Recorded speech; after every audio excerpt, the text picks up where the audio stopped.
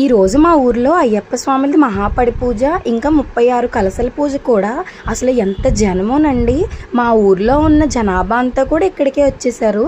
Setup చూసారా ఎంత బాగుందో. 18 మెట్లు భలే ఉంది అసలు.